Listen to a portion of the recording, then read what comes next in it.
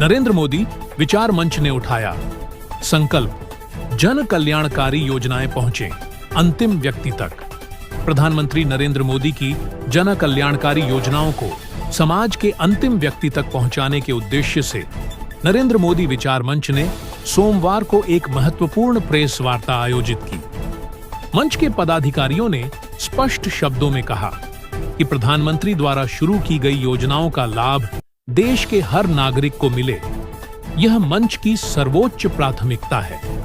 Press वार्ता में मंच के प्रमुख पदाधिकारी राकेश मिश्रा ने कहा कि नरेंद्र मोदी केवल एक व्यक्ति नहीं, बल्कि एक विचार, एक क्रांति और एक विश्वास है। उन्होंने कहा कि भारत को 2047 तक विकसित राष्ट्र की अग्रिम पंक्ति में लाने के प्रधानमंत्री के संकल्प को पूरा करने के लिए मंच निरंतर प्रयासरत है। मिश्रा ने बताया कि मंच प्रधानमंत्री की प्रमुख योजनाओं जैसे महिला सशक्तिकरण, पशुपालन, गोपालन, digital India, electronics of communication, कौशल विकास, रोजगार सृजन व औद्योगिक संरक्षण को आमजन तक पहुंचाने के लिए देश भर में जागरूकता कार्यक्रम चला रहा है। उन्होंने बताया कि नरेंद्र मोदी विचार मंच वर्तमान में देश के 700 जिलों में सक्रिय है। प्रत्येक जिले में जिला अध्यक्ष, महामंत्री और संगठन मंत्री के नेतृत्व में टीम गठित है, जो ब्लॉक और गांव स्तर तक संगठन को विस्तार दे रही है।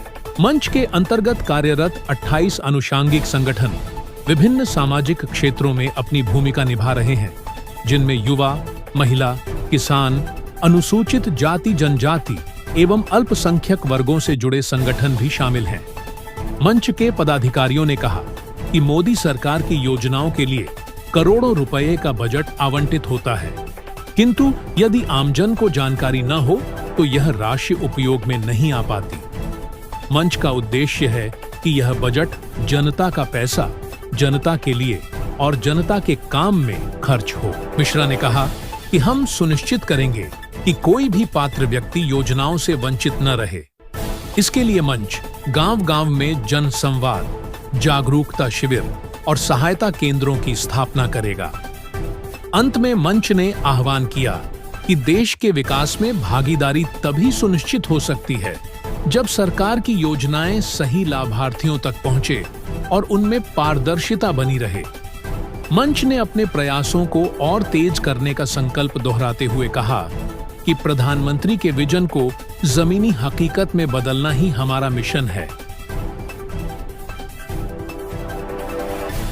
आज का जो कार्यक्रम है उसमें हम लोग नरेंद्र मोदी विचार मंच और उसके 28 अनुषांगिक संगठन के बारे में आपसे चर्चा करने के लिए यहाँ उपस्थित हुए हैं। सर्वप्रथम हम देश के चौथे स्तंभ का सम्मान करते हैं, जिन्होंने अपना समय हमारे लिए निकाला है और आज हमारे बीच में आए हैं।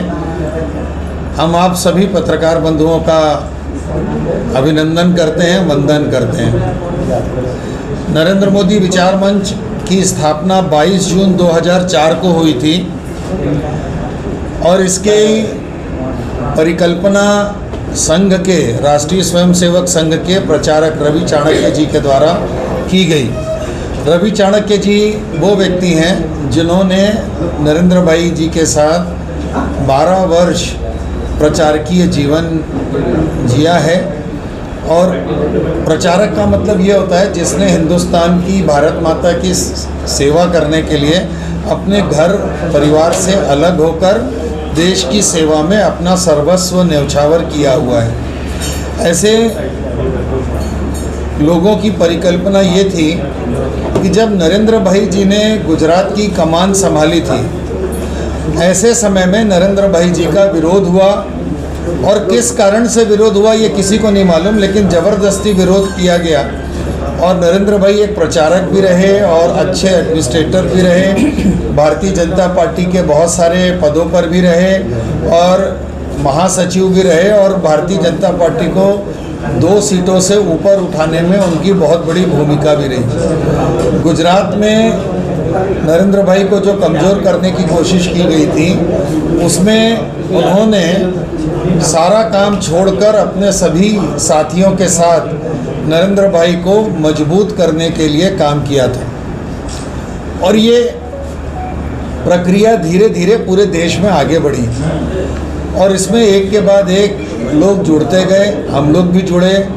आज हम लोग राजस्थान में भी इसका प्रकार एक देख रहे हैं। पूरे देश में लगभग 12,000 हमारे संगठन काम कर रहे हैं। प्रदेश में 28 अनुषांगिक, पूरे देश में 28 अनुषांगिक संगठन हैं। सबके 28 प्रेसिडेंट हैं, सबके 28 महामंत्री और संगठन मंत्री हैं। इसी प्रकार हर राज्य में 28 प्रदेश अध्यक्ष हैं, प्रदेश कार्यकारिणी है, प्रदेश की कार्यकारिणी है। इसके अलावा हर जिले में 28 अध्यक्ष हैं, 28 कार्यकारिणी हैं। और इसका जो उद्देश्य है प्रमुख, वो ये है कि नरेंद्र मोदी जी के व्यक्तित्व से संबंध कम है, लेकिन नरेंद्र मोदी जी की विचारधारा जो है उससे संबंध है।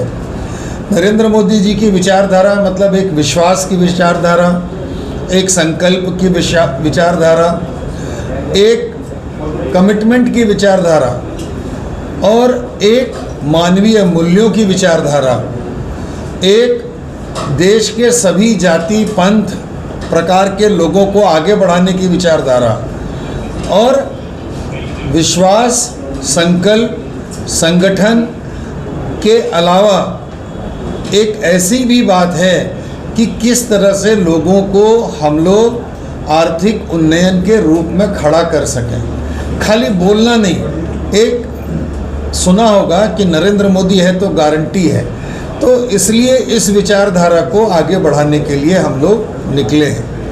अब इसमें क्या है कि जो मार्च में पिछली बार हम लोगों ने देखा कि 33,000 करोड़ और उससे ज़्यादा की राशि जो जनता के लिए माननीय नरेंद्र भाई जी ने दी थी विकास के लिए, वो वापस हो गई।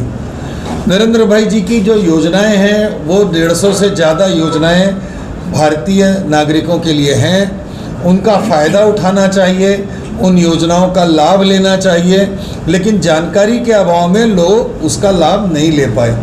तो हम लोग अभी इस चीज़ को देख रहे हैं कि इसका अधिक से अधिक लाभ कैसे हम नीचे तक ले जाएं। भारतीय जनता पार्टी ज़रूर बहुत मेहनत कर रही है, उसके सारे कार्यकर्ता मेहनत करते हैं, लेकिन अगर कहीं कोई चूक हो सकती है कार्य में, तो उस चूक को पूरा करने के लिए नरेंद्र भाई मोदी जी की योजनाओं को अंतिम व्यक्ति तक पहुंचाने के लिए हम लोग कार्य कर रहे हैं। जैसे स्कूल में उन्होंने अटल टिंकरिंग लैब की योजना बनाई थी। अटल टिंकरिंग लैब जो है वो देश में 10,000 इंस्टॉल की गई। अभी वर्तमान में उन्होंने कहा कि 50,000 हम अटल टिंकरिंग लैब बनाएंगे। इसके बाद उन्होंने ये भी कह दिया कि आर्टिफिशियल और इंटेलिजेंस में और रोबोटिक टेक्नोलॉजी में 50,000 करोड़ रुपया देश में खर्चा होगा। तो उन्होंने बजट तो रख दिया है, लेकिन उसके नॉलेज क्या है, कैसे डॉक्यूमेंट्स बनेंगे, कैसे योजनाएं लागू होंगी, तो इसका हम लोगों ने अध्ययन करके अपने ज़िले की और नीचे जो पंचायत के लोग हैं उनको जागृत करते हुए कागजी कार्रवाई पूरी करने के लिए कैसे कागज़ ऊपर तक पहुंचाना है, कैसे समीक्षा होगी, जो आवश्यक दस्तावेज क्या क्या लगेंगे, उसको हम पूरी तरीके से लगाएंगे।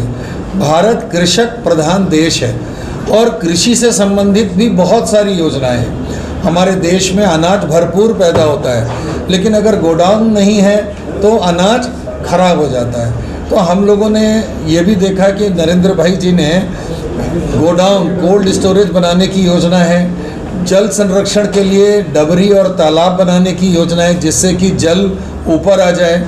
वायु के लिए पेड़ लगाना, पर्यावरण की योजनाएं हैं और बहुत सारी ऐसी योजनाएं हैं जिसके माध्यम से हम लोगों को देश को आगे और प्रथम पंक्ति पे लाके खड़ा करना है। अब वर्तमान में हम देखें तो देश में वायु शुद्ध नहीं है, पीने का पानी शुद्ध नहीं है, मिट्टी शुद्ध नहीं है, सब्जी में हम पूरे विश्व में सबसे ज़्यादा जहर खा रहे हैं। तो इससे कहीं ना कहीं हम लोगों के स्वास्थ्य में भी परेशानी होती है।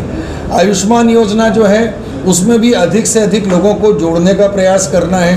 5 लाख रुपए का इलाज मुफ्त है। नरेंद्र भाई जी ने ये पहली बार ये सरकार ने घोषणा की है कि अगर किसी को अपने को उद्यम खड़ा करने के लिए आवश्यकता है तो वो एमएसएमई के माध्यम से 1 लाख से लेके 100 करोड़ तक का भी अगर लोन लेता है या उसको अनुदान मिलता है तो उसकी गारंटी स्वयं नरेंद्र भाई मोदी जी ले रहे हैं। तो इस प्रकार एमएसएमई में तो 200 से 500 करोड़ तक का अनुदान और लोन की योजना है। इससे क्या होगा कि अगर आपने इंडस्ट्री डाली है तो इंडस्ट्री में रोजगार भी खड़ा होगा, लोग भी आएंगे।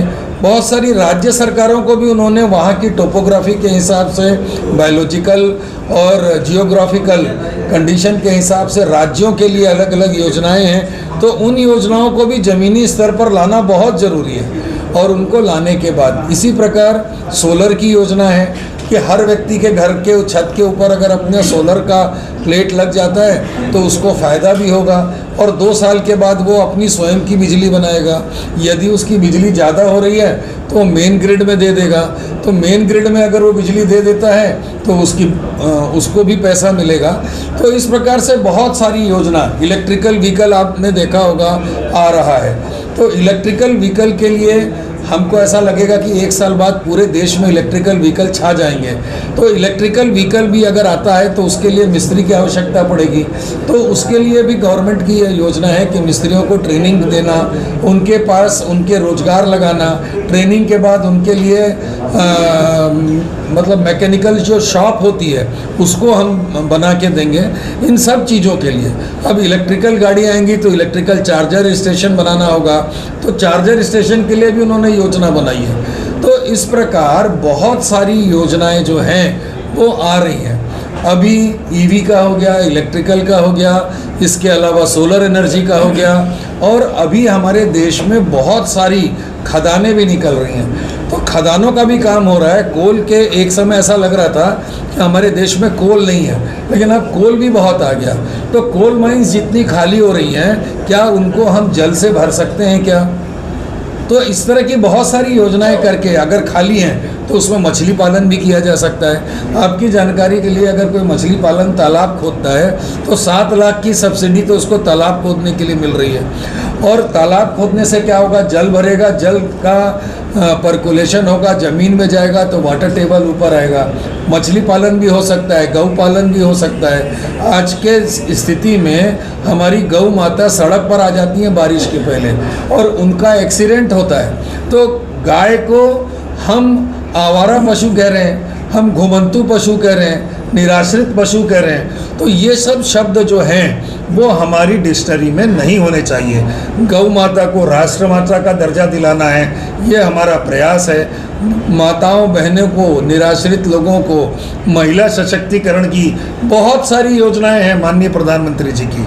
उन सब योजनाओं को ज़मीनी स्तर पर लाकर हमको बड़ा उद्यम खड़ा करना है। अब नरेंद्र भाई जी ने ये डिक्लेयर कर दिया, हम रहें या ना रहें, लेकिन 2047 में भारत विश्व गुरु बनेगा।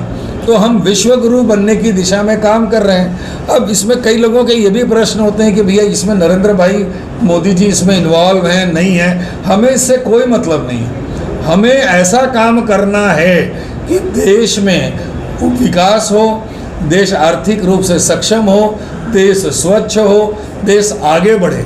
अब ये बहुत हंसी का पात्र है कि अगर हम महिलाओं के लिए आज़ादी के बाद अभी शौचालय का निर्माण कर रहे हैं, तो ये बहुत छोटी सी चीज़ है। हमारे यहाँ माताएं बहनों को तकलीफ होती थी, तो एक प्रधानमंत्री इतना नीचे उतर के भी सोच रहा है। इस भावना को हम देश के सभी भागों में फैला रहे हैं, बना रहे हैं, विचार कर रहे हैं और ले जाने की कोशिश कर रहे हैं।